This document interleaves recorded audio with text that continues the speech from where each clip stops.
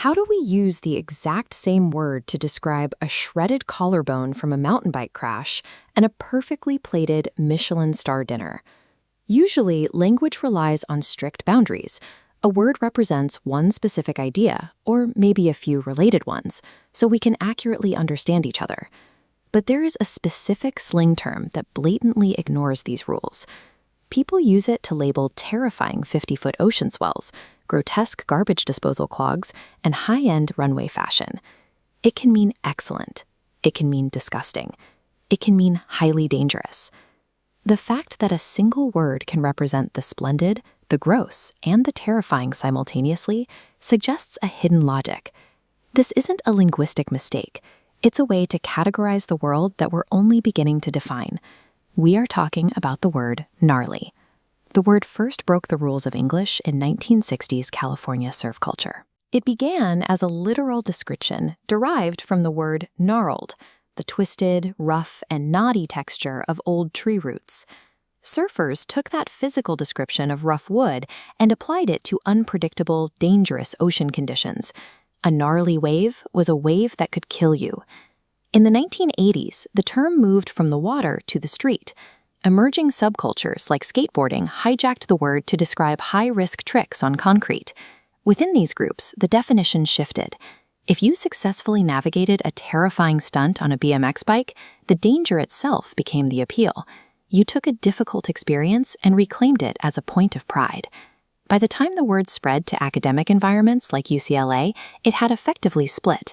Depending on the context, gnarly could identify an intense, adrenaline-pumping triumph or something that was just plain revolting. What started as a description for a bumpy piece of wood became a cultural label for successfully navigating the dangerous extremes of the physical world. We can strip away the slang to look at the structure underneath. Mathematician and author Rudy Rucker proposed a three-part scientific framework to explain how complex systems function. The first category is order. These are systems that are entirely predictable and regulated. Because there are no surprises for the brain to process, pure order feels sterile and stagnant. On the other side is chaos. When a system has no rules or patterns, it collapses into meaningless random noise. Pure chaos offers nothing for us to engage with. This diagram illustrates the spectrum. On the left, the static grid of order. On the right, erratic dots of chaos. Right in the middle is the gnarly threshold, a complex borderline structured enough to make sense, but erratic enough to surprise. You can see this in any creative process. A story with a perfectly predictable plot is boring.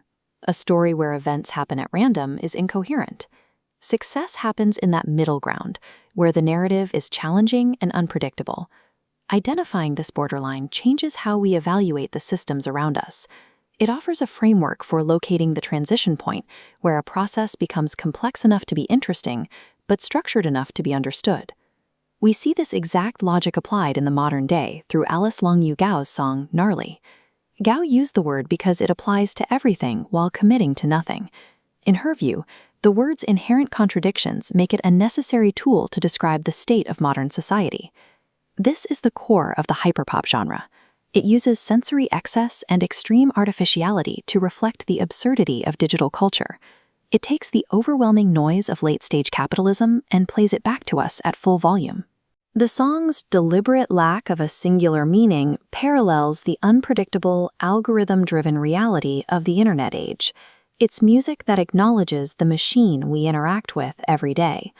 When our daily reality becomes increasingly incoherent, standard vocabulary isn't enough. An inherently contradictory word becomes an accurate linguistic tool for a world that refuses to be categorized. We are often trapped between two failures. On one side, the sterile, rigid order of algorithms.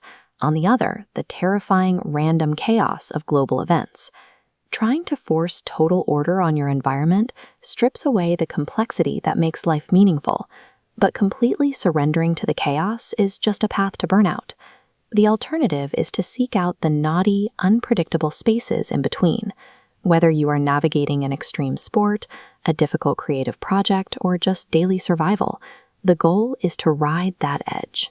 Navigating the tension between absolute predictability and total randomness is how we interact with a world that is constantly shifting between the two.